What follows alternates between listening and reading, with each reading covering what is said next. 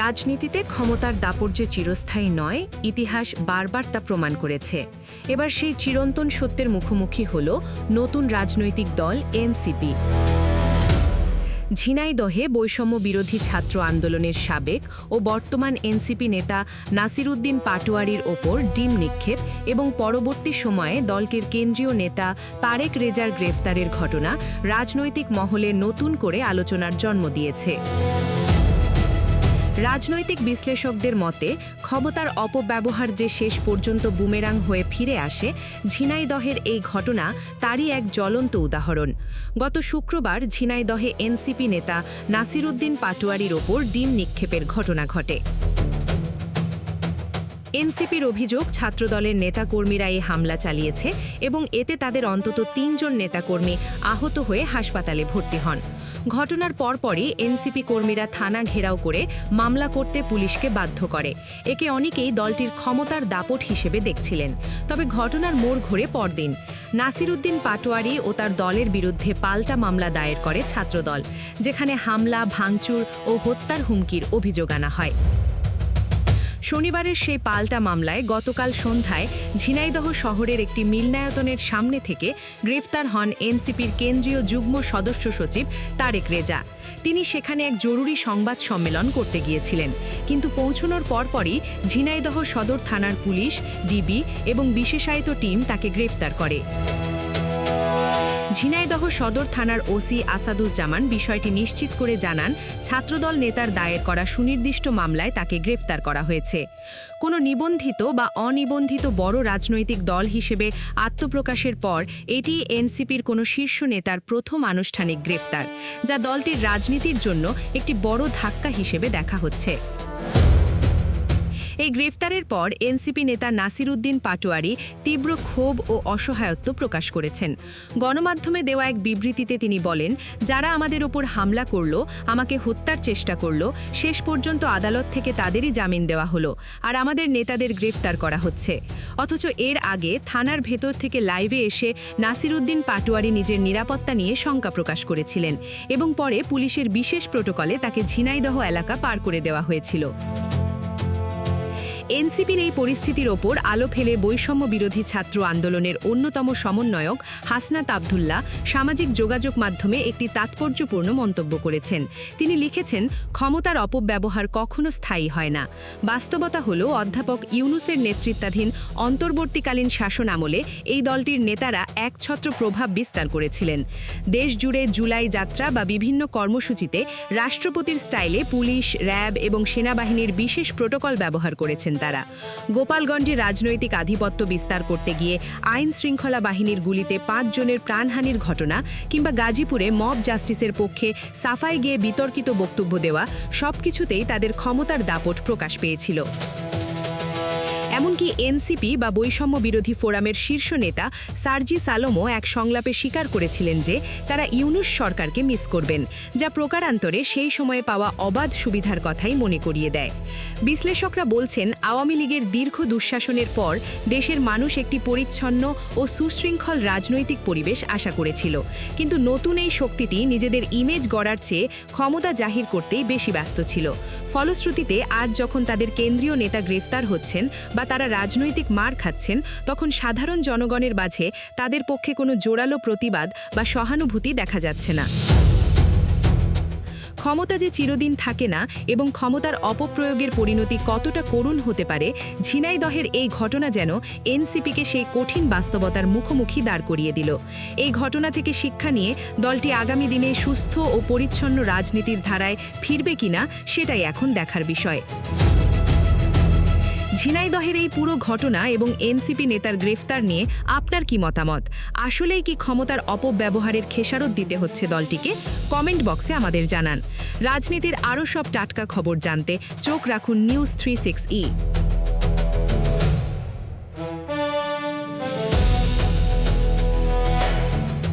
24-এর বিচার আপনি শুনেন, সকল হত্যার বিচার হবে। হত্যা হয়েছে আপনার ভাই, বিচার প্রার্থী আপনি। হত্যা হয়েছে আদালত দেখে, আদালত ওখানে বাদী করছে আপনাকে তো আপনি আপনার ভাইয়ের হত্যার বিচার চাবেন না? অবশ্যই চাবেন। অবশ্যই যারা হত্যাকারী তাদের বিচার হোক, এটা শেখ হাসিনাও বিচার করবে। তবে বিচারের এই যে ওই তার এমপিদের যাদের বাড়িঘর ফুটছে, এটা তো তাদের বাড়িঘর নয়, এটা তো দুর্নীতির টাকা, চুরির টাকা, হকালালির টাকার নয়। ওগুলা যাইতে পারে, মাপ হতে পারে, কিন্তু 32-এর এটার ব্যাপারে শেখ হাসিনা মাপ করবে না, এটাই শিওর। এই 32 দিয়া ওই ওদেরকে বাঁচিয়ে দিছে। এটা গুপ্ত রাজনৈতিক সিন্ডিকেট দ্বারা হয়েছে। ওই পিনাকি হারামজাদা বুঝি হার এই যে শেখ হাসিনার খেপাই দিছে, ভবিষ্যতে যদি হায়াত পায়, প্রধানমন্ত্রী হওয়ার সেই নাই। যদি প্রধানমন্ত্রী হয় তো শেখ হাসিনা চোরা এমপিদেরকে, চোরা মন্ত্রীদেরকে 32-এর এই ক্ষোভে শেখ হাসিনা মাফ করে দিবে। এই 32টা যদি না জ্বালাইতো তাহলে শেখ হাসিনার কিচ্ছু আর পাইতো না। শেখ হাসিনা কত বেগুনে ফাঁসি দেয় সবটি। তো আমরা চাই যে 32-এর প্রতিহিংসায় আপনার চোরা এমপিরা আর বাংলাদেশে দরকার নাই। এটা মুক্তিযোদ্ধার পক্ষ থেকে বলা হচ্ছে, এটা আওয়ামী লীগের পক্ষ থেকে বলা হচ্ছে, দরকার নাই। ওই চোরাদেরকে আপনি আসার আগে, ওই আপনার যে 16 বছরের চোরাদের আপনি আসার আগে কি করবেন সেই অঙ্গীকার বাংলার মানুষকে জানিয়ে দেন। ওদের কি হবে না, ওদের সহযোগিতা করবেন, আবার না আগে ওদের সহযোগিতা করবেন, তাহলে ওদের সহযোগিতা করলে আপনি ইউনূসের দুর্নীতির কথা কিভাবে বলবেন?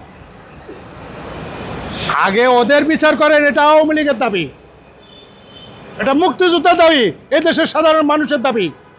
আগে ওদের বিচারটা আপনি পয়সালা করেন। ওদের দুর্নীতির টাকাগুলা আপনি বাংলাদেশের ব্যাংকে আপনার অ্যাকাউন্টে রাখেন, যত টাকা কানাডায় আমেরিকা নিচ্ছে। তারপরে ইউনূসকে বলেন, শালা আমি বিদেশে আসছি, এদের টাকা চুরি করে বেলায়, তুই টাকা জমা দে, তুই যা চুরি করছ জমা দে। আগে নিজে ভালো না, আত্মশুদ্ধি করেন।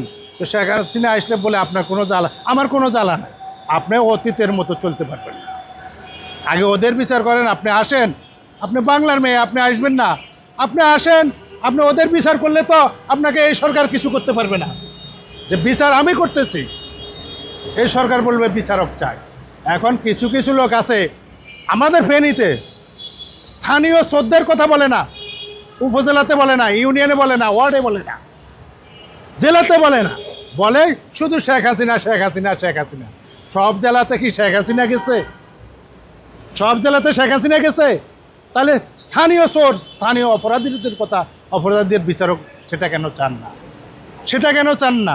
আপনারা সবাই পাইছেন শেখ হাসিনা, আর শেখ হাসিনার আমলে কাউয়া কাদিরা একটা আছে, এটা কোথায় বিএনপি কাউয়া কাদিরা, বিএনপি সাথে রাখি কয়েকজন বিএনপি, কোথায় বিএনপি? সেটাকে কাউয়া কাদিরারা আওয়ামী লীগ জবাব দিছে, বিএনপি তোমার সাথে আর আওয়ামী লীগ মির্জা ফখরুলের সাথে। তোমার ওই গুপ্ত রাজনীতি, কাউয়ার ক্ষমতা দিয়ে গুপ্ত রাজনীতি, সেটা আওয়ামী লীগ বুঝিয়ে দিছে। বারবার আওয়ামী লীগ বলছিল শেখ হাসিনাকে, আজকে আমার এই লাইভটা শেখ হাসিনাকে চ্যালেঞ্জ করে দিচ্ছি আমি।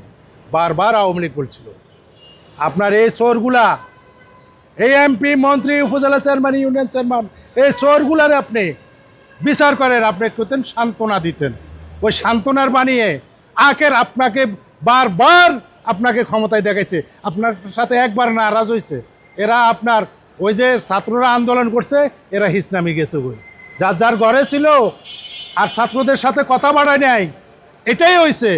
এটার কারণে আপনি দেশ ছাড়ি চলে যাইতে হয়েছে। আপনার চোরার অত বারো নেই। কোটি টাকা যারা চুরি করছে, কোটি টাকার মালিক আজকে দেশ আউট, তারা তো আপনার পক্ষে কথা বলে নাই। সেখানে আইন প্রয়োগ করছে পুলিশ দিয়ে আইন প্রয়োগ করছে। আপনার কোটি টাকার চোরারা করি, সেখানেও পুলিশ ক্ষমতা দিয়ে, সেখানেও পুলিশ দিয়ে। তাহলে আপনার চোরারা বিনা পুঁজিয়ে মহাজন, যাকে বলে চ্যাপদি বগাটরা, যাকে বলে থুতু দিয়ে বগাটরা। তো এই ধরনের সরকার আমাদের দরকার নাই। শেখ হাসিনার চরিত্র পরিবর্তন করি আসুক, তারপরে ইউনূসের জন্য আমরা প্রতিবাদ করি। আমরা সুদখোরের পক্ষ নয়, হারামখোরের পক্ষ নয়, দেশ বিরোধীর পক্ষ নয়, ধর্ম বিরোধীর পক্ষ নয়, যে দেশের মানুষের ক্ষতি করে কোটি টাকার মালিক হবে, আমরা তারও পক্ষে নয়। আমরা ইমানদার মুসলমান, আমরা ইমানের পক্ষে, ন্যায়ের পক্ষে। ন্যায়তে কি গণতন্ত্র নাই? ইমানে কি গণতন্ত্র নাই? কোরআনে কি গণতন্ত্র নাই? সব কোরআন তো সবার জন্য। এটা তো গণতন্ত্র আর আব্বার আব্বা। কোরআন সবার জন্য, কোরআন সবার জন্য। এটা গণতন্ত্র। তা আপনারা গণতন্ত্র বলি রাজতন্ত্র বানালাইছেন দেশটারে।